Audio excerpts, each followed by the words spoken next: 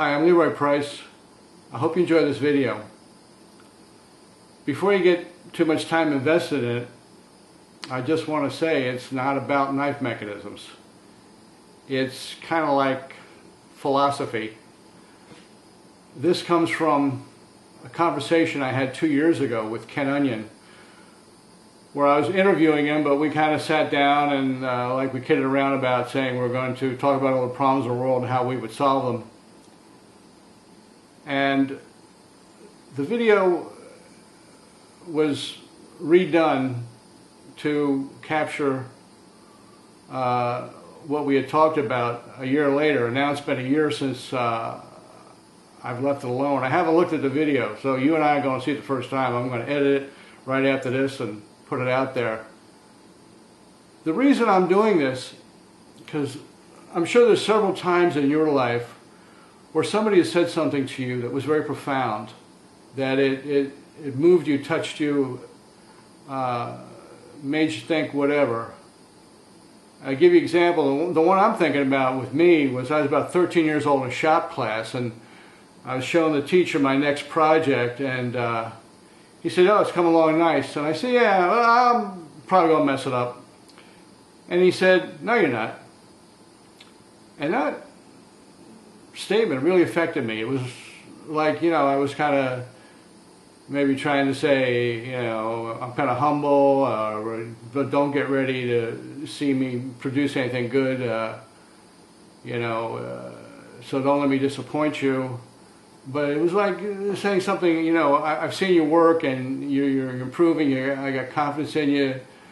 And I probably only thought about that one other time in the past 30 years or so. But it was a moment like that somebody said something that was memorable. And after I got interviewing Ken a lot about his knife mechanisms, we sort of sat down and had this talk. And to give you the gist of it, I said, you're at the top of your game, really. You're one of the top knife designers in the world. You got many, many patents, many great ideas. And I know he likes to share. He likes to help other people along. I've seen him do it. And he said, and I want somebody to come in and knock me off my pinnacle. I want somebody to come in and take my place. And I thought, that's a great sort of noble thought. But he said, but when they do, they better be ready for a heck of a fight. And to me, that said so much about the American way, trying to be better, trying to improve, always striving. I thought that was a profound attitude, and we tried to reproduce that conversation. It didn't come out as spontaneous a year later, but hopefully you get the idea. And I thought that was something worth preserving, at least for me. So I'm going to take a look at this for the first time and put it out there.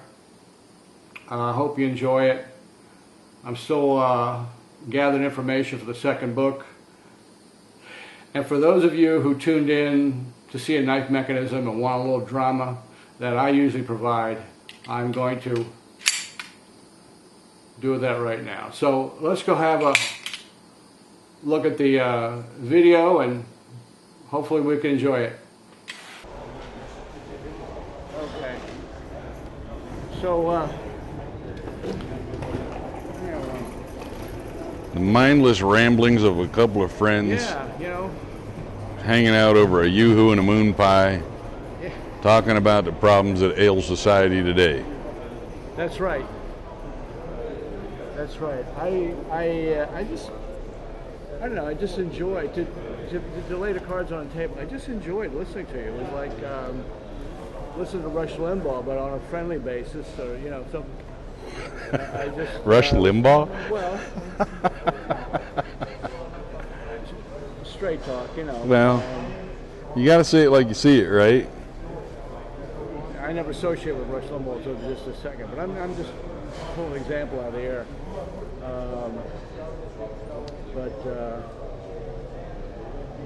I was impressed, a couple years ago when I talked to you about the book, and you know, it's a competitive world out there, and if you're not competitive, you really don't belong in it. You might as well, get a factory job somewhere that provides you with security. If you want to go out on your own, you have to go. But yet, you said something that I've never heard, come from a knife maker. You wanted to bring more people in. And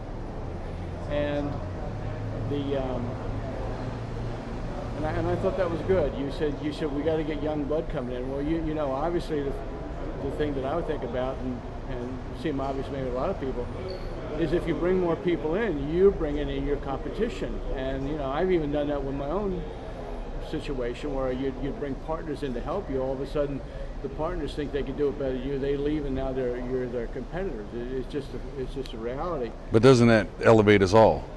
Well, here's the thing, and then last year, you said that you wanted, I guess, basically to people to come along and challenge you. You, in a lot of ways, you're at the top of your game, and you wanted to have people come in and take over and take the position that you had. And then you preface it with the next sentences, but they're up for a fight. In other words, I ain't giving it to them. They better come and take it. But I'll be their biggest cheerleader.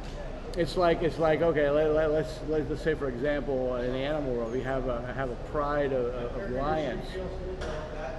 It's like, okay, we all know that they want the toughest, the strongest, because that's the thing for survival. There's going to be a fight, but you were saying, I want, for the sake of us all, perhaps, or for the nature of whatever, that I want somebody to come in and do good and even do better than I am, and come in. But if I'm better, then we'll have this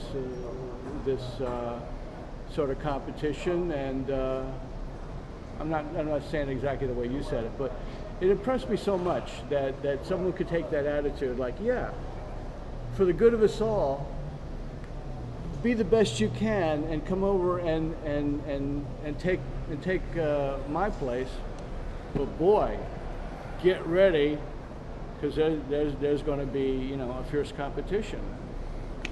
That's what impressed me about that. I just wanted to somehow make a record of that. Well, fact is, I love this house, and I've had a really good career, and I hope to continue that career. I hope to be on the top as long as I can be on the top. But when my time comes and I bow out and I want to go spend some time fishing, I want to know this house is in order. I want to know that the guys that are at the top of their game earned it. It wasn't handed to them. They had to work for it.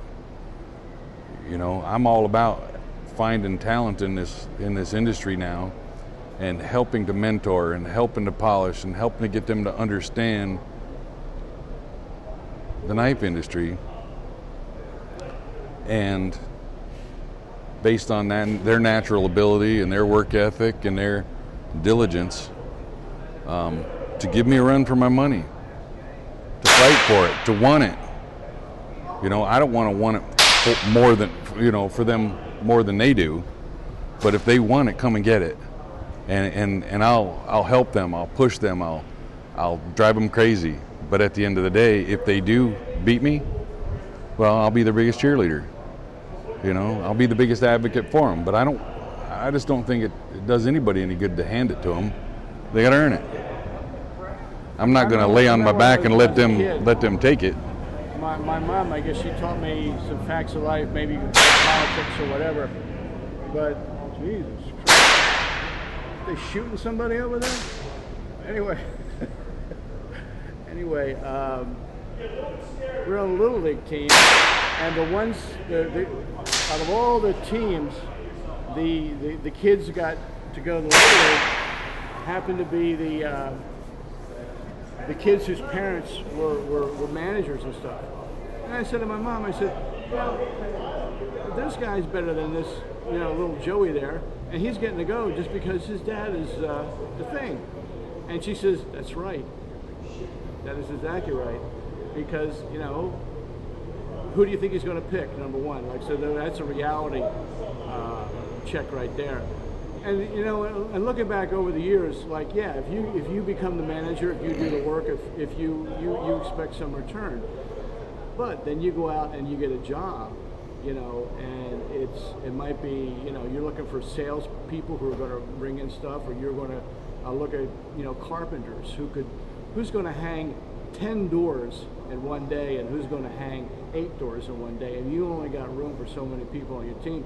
You're gonna retain the guy who could hang 10 doors in that day. So you got this constant ebb and flow. Oh, exactly. Of these Nobody said it was fair. Yeah. Life's never been fair. So sometimes it is fair, and sometimes it just ain't. Yeah, but either you are or you aren't. You do or you don't. Yeah. And I mean, I think we're all disserviced by the way we grow up. We go to school and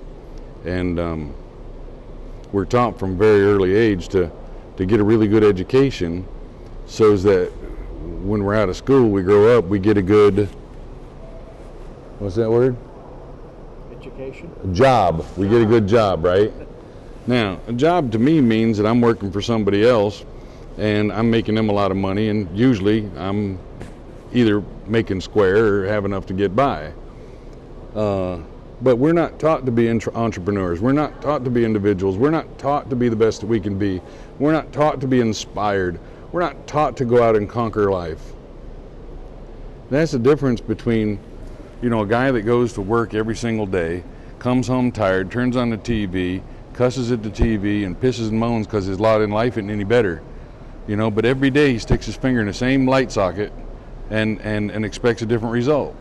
He's upset that there are those that have, and he's not real happy with his lot in life. But what is he doing to change it? What is he doing to change it? Is he spending 1 week or 1 hour a week, 1 hour a day, you know, trying to better himself, trying to get his own gig off the ground? Most of the times not. And they think, well, okay, the wealthy ought to pay their fair share. I ought to get more for my work. Somebody needs to pay me more. For Christ's sakes, you got a job, you're working for somebody else. There's nothing, we're all got the same opportunities here. You take the risk, you put in the effort, you start your own thing, and you rock and roll. And either you succeed or fail on your own merits. And you should be able to enjoy the fruits of your own labor. I mean, don't get me wrong, I'm not a big proponent of those that, you know, run in Wall Street, run in a government, and it's a buddy scam. It's who you know, it's not what you do, you know. And there's a lot of corruption there. But I'm just talking about entrepreneurship in America. I'm talking about what happened to manufacturing in America. Why did we give it to China? I don't have anything against the Chinese. I'm just saying we're in a time of recession. Why are we giving all of our manufacturing jobs away to a foreign country? You know, what made America great, and why are we giving it away? In your field, and personally, you're not afraid of competition. I love it. You know? It makes me the best I can be. It keeps me on my toes. Right. If I'm at the top of my game and I don't see any competition, I might get lax. I might get a little lazy. I might get a little slow. But if I've got somebody that's right at my boot heels, you know, that's constantly pushing the envelope, I'm going to bring my A game. And I'm going to be better as a result of that. I'm going to pull things out of myself that I didn't even know I had because I have that competition. And then hopefully he's going to be that you're going to think of dirty ways to cheat. You're No. going to get cutthroat. You're going to use No, not at all. trickery to stay on top. No, this is a game. This is golf. You're just going to double down and Work harder. and bring it out. You know? That's right. And that elevates the whole house. I love this house. The knife industry is being attacked all the time. You know, there's people that think that you shouldn't be able to carry a pocket knife. There's people that think that you shouldn't be able to carry a knife that locks. There's people that think that you shouldn't be able to carry a knife that has a blade more than 2 inches. You know, I think Hollywood's partly responsible for demonizing the pocket knife. But where would we be as a society without the knife? We'd be extinct. Yeah. It's probably the single most important tool that mankind has ever come up with. And it still hasn't changed that much from the early days. and I'm proud of the craft. And I want to see it. I want to see this house grow. I want to see this industry grow. I want to see us have strength in numbers. I want us to be out to fight those that would try to do harm to this industry. I mean, I'm not out trying to build knives that's going to harm another human being. I'm trying to. I'd like you to meet a friend of mine. This is Charlie Krause. This is Ken Under. Hey, you're on camera. Oh, I'm sorry. Nice. I had no This idea. is Larry. No, go ahead. I apologize. No. Oh, hi, Ken. Good to see you. I guess I'll see you later. That's all right. Oh, okay. We'll be done in a little bit.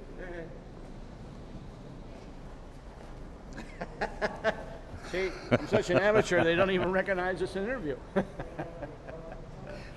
Camera's pointed at you and a mic on me and everything. But I love this house, and I mean, last night I was kind of backed away from the pit, and you know, this is a fun group of people. There's eccentric, crazy, beautiful, wonderful, all shapes and sizes, all cultures here represented. Everybody's getting along. There's a lot of competition, but there's a lot of camaraderie, and I can't think of a funner place to be. I can't think of a place where I belong more. I love the eccentricities in people. I love the diversity in cultures. I love the diversity in people, you know, and I love those people that are just on the edge of batshit crazy and brilliant at the same time. Those are like my favorite feel people the to hang same out way, with. But you know, there's a few people who really, really want to be competitive, and they're no fun. Well, You can pick them out right away, and you're like, you know, what are you being so nasty for? What are you you know? You go to somebody else, and they just open up to you. They're just friendly as hell. I'm not a religious man, but I am a very spiritual man, and I believe that there's enough negativity in this world that I don't need to add to it by being negative. I don't need to focus on it. What I need to focus on being positive. What I need to do is look at everybody and see the good stuff that's in there. Not pay attention to the ugliness. Eliminate that from my being entirely. My goal is to be all that I can be and hopefully influence as many people as I can in a positive way. Lead by example. I've been given a platform here, and it wouldn't be prudent for me to be anything other than a decent example. I know I got a lot of people that look up to me in this game, and I'm grateful as hell that that's the case. And that comes with a lot of responsibility. And if they can see something in my craft that they admire, or something in me that they admire, you know, then if I can be that example to them in a positive way, why wouldn't I aspire to that? Why wouldn't I try to be that? Those that are ugly inside, maybe you can turn them around. Maybe you can influence in a positive way. But are they going to knock me down? No. I'm not going to give them the opportunity to get into my head or influence me in that way. That doesn't make any sense. All I can do is be the best person I can be and be as positive as I can be. So when you're working on ideas, like you say, you try and think in themes. Oh, yes. But it's not a term other people use. No, but I've said it a lot of times. So how do you define for yourself working in a theme? I've said this a couple of times, more than a couple of times. Usually one of my first conversations with a young guy that says he wants to be a knife maker, wants to talk to me. I ask him, when he sets down to design a knife, what's in his head? And oftentimes it's, I want to develop a tactile knife, or I want to develop a 3.5-inch utility folder, or I want to build a gentleman's folder, or something to that effect. I'm just going to say the word, 3.5-inch utility folder. What's going on in your head right now? In your mind right now, I guarantee that you got a snapshot of every 3.5-inch utility folder that you've ever seen going through your head.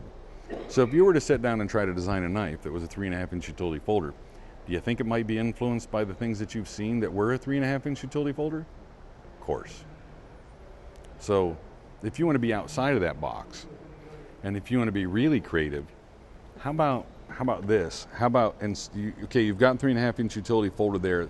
Let's say one of the companies I work with want me to design a 3.5-inch utility folder. I have to tell a different story. So I'll walk around the shop and I'll come up with a theme. And oftentimes I do movie themes because it just makes sense to do it. Sky's the limit. I can dream big dreams, right? So I'll say, okay, 20th Century Fox just contacted me and they want me to design a knife for a new movie that they're doing about the first manned space shuttle to Mars. The year's 2050. Right? Now, what's going through your head? Not 3.5-inch utility folder. You've got more futuristic, more broader scope of what you could design. You know it's got to be utilitarian because it's going to be used in a space shuttle, for Christ's sakes. It's going to be NASA influence. It's going to be space age. It's going to be a really cool tool. But it's probably going to have some interesting line or curvature or some futuristic element to it. You know what I'm saying? So when I sit down and I design with those kind of parameters, my mind is opened up to where I can actually come up with something that's new and creative. If I think of something in the form of 3-inch or 3.5-inch utility folder or combat tactical knife, they're specifics. And the nature of the human mind is that we're going to be thinking in snapshots of what we perceive that to look like based on what's been done in the past. I don't want to do what's been done in the past. I want to break new ground. Does that make sense? Yeah, you know, I put together that book and I talked to a lot of inventors, and a lot of them, it seems like you've either got it or you don't, you know? But I don't know. I think you could probably stimulate your creativity. You do or you don't, you are or you ain't. Yeah. And you can whine, bitch, bellyache, complain all you want, but it's how bad do you want it? What are you willing to do to get it? Yeah, I guess hard work could overcome. It's not even hard work. There's working hard and there's working smart. Yeah. It's paying attention. It's doing the demographics. It's studying your market. It's understanding, okay, I could be in this knife show and I could be hanging out with my buddies and I could be showing off my knives and be all about me. And I could go home and learn very little. Or I can come here and I can shut my mouth and I can step back and I can look at the big picture and I can see what is and where people are and where the market is and who's spending the money in what areas. It's like reading a book. Okay, we're on chapter 25. This show is chapter 25 of the book. What's chapter 26? Right? I got all the clues of where chapter 26 is going right in here. It's up to me to figure it out. Right? I can jump ahead and I can come out with the next trend or the next ideal, you know, or the next evolution of the craft. There's too many people that are focused on chapter 25. Too many people that are focused on themselves. Too many people that are saying, oh wow, I really like this knife that somebody built over here. I want to do something that is similar, but doesn't really kind of get on top of them. And so there's very little variation. It's just a big sea of the same thing. I mean, honestly, I'm waiting. I really feel like the knife industry is asleep right now. There's a lot of incredibly talented people in there. And focusing on the craft is a very important thing to do. We always want to be able to build the best quality knife we possibly can. But does absolute perfect craftsmanship guarantee sale of a knife? I don't think so. I mean, I could go through this show and I could show you 50 knife makers that do absolutely flawless knives. But by the end of the show, they're still going to have a lot of knives on their table. And I can show you other guys that do good work, good clean work, but they got a clue. They're not doing the same thing over and over and over. They're constantly pushing the envelope a little bit. And they can't make enough knives to satisfy the demand. Sometimes it's that extra 5% or 10% people just... And that 5 or 10% is the 90%. How many pocket knives do you got at home? A couple hundred. Okay. And you probably like have them in your dresser drawer someplace close. Every day you get up in the morning and you're going to pick 1, 2, 3, 5 knives to carry. How often do you pick the same knives? Pretty close to 100%. Okay, now you got all these really cool knives, how come you don't carry them? I want to develop that one that you're picking every single day to carry. What is that knife? Why is it that knife? Why do you continue to carry that knife as opposed to all these really cool knives that you bought that you obviously loved? And you obviously thought they were really cool at the time. And you bought them. For some reason, you don't want to carry them.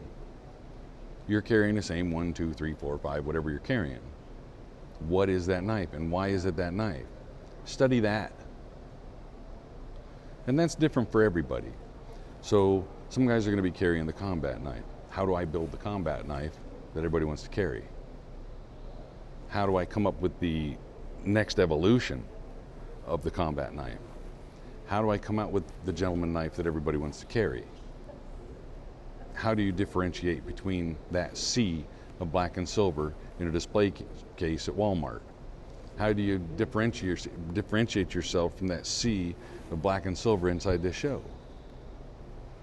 How do you have somebody come by your table and say, that's it, that's the one? What's the answer to that? That's the question. That's the pursuit. That's the theme you got to think in. You do. Think of the most popular folding knives in the last, let's say, 20 years. The most popular. Let's just kind of think about it here for a second. I'd say the Buck 110 is probably way up there as one of the number one knives. Sure. Right? What about Spyderco Endura? Probably up there pretty high, right? What about a Benchmade Griptilian? Way up there, right? Probably sell a lot of them. What about a Kershaw Leak? Absolutely. Right? Okay, now, let's even take Chris Reeves Benza. Let's go high end, right? Now, what do these knives all have in common? Well, a lot of things, marketing goes to who made them, reputation of the company, the quality. They have an easy-to-use mechanism. Comfortable, feels like home in your hand. Feels right, yeah. Simple, clean, not overly done, not overly processed, works well, Right. carries in a pocket nice, serves a purpose. I mean, these And the knives minute oftentimes you aren't start necessarily being bought. Putting zombies and stuff like that on there, people wonder, well, why are you trying to get me to buy this knife with a zombie or Dale Earnhardt on it or something like that? What's wrong with it? Well, I mean, but that's the beauty of it. We want all the diversity. I want all that stuff out there. I mean, that just makes this a beautiful house, right? But at the end of the day, I'm trying to differentiate myself from the norm. I'm trying to say, I want to have that favorite knife. I want to have a product that is in that top 10 ever, right? And what does all these top 10 evers have in common? They're just clean, simple, basic knives that work really well and do what they need to do. And they're being bought by a public that doesn't know who Ken Onion is, that doesn't know who Mel Pardo is, that doesn't know who Chris Reeves is. They're just buying what they perceive as something that really suits their needs. It doesn't have to be a lot of flash. It's just something that it's not too far away from their comfort zone, but it may have a little touch of something that's new and cool. Carries easy in the pocket. Didn't cost them a ton of money. There's just so many of those little simple cues that speak to those knives. And how many people in this room are actually trying to come up with that knife? I would say very, very few. There's just a feeding frenzy. They're just coming out with new stuff, just for the sake of new stuff. It doesn't necessarily have to be practical. As a matter of fact, it's just getting really funky and crazy and wild. Well, that's what I want to talk about, stuff that's funky, crazy, and wild. So let's end the interview. Let's see what